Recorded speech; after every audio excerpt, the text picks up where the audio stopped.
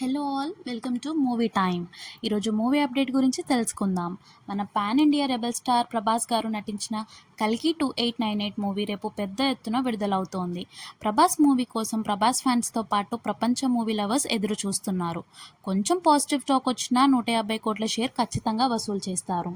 కల్కి మూవీకి ఇప్పుడున్న బజ్ మూవీ చూస్తుంటే ఫస్ట్ డే మన ప్రభాస్ గారు పక్కా 150 కోట్ల మార్కెట్ సాధిస్తారు.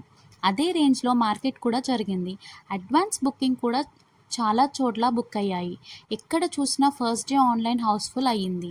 ఇంత బస్ క్రియేట్ అవ్వడానికి కారణం మన ప్రభాస్ గారు అండ్ మన మూవీ డైరెక్టర్ నాగా అశ్విన్ గారు.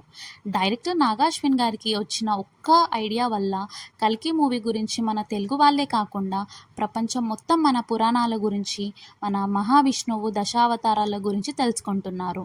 కల్కి మూవీ టీం వాళ్ళు నిన్న కొత్త సాంగ్ రిలీజ్ చేశారు. అందులో చాలా అర్థం వచ్చేలా పాట కూడా రాశారు.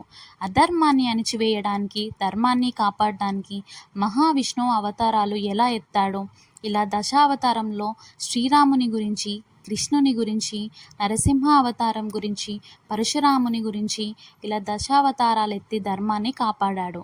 ఇప్పుడు ఈ కలియుగంలో కల్కి అవతారం ఎత్తి ధర్మాన్ని ఎలా కాపాడుతాడు అనే దాని మీద డీటెయిల్ సాంగ్ మొత్తంలో ఇచ్చాడు.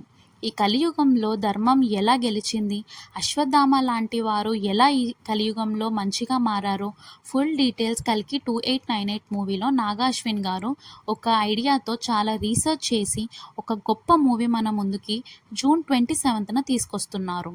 ఈ మూవీ మనమే కాదు, బాలీవుడ్ అండ్ హాలీవుడ్ అందరూ ఎదురు చూస్తున్నారు. ఈ మూవీ పెద్ద హిట్ అవ్వాలని కోరుకుందాం. మరిన్ని మూవీ అప్డేట్స్ కోసం మన ఛానల్ని సబ్స్క్రైబ్ చేయండి. Thanks for watching.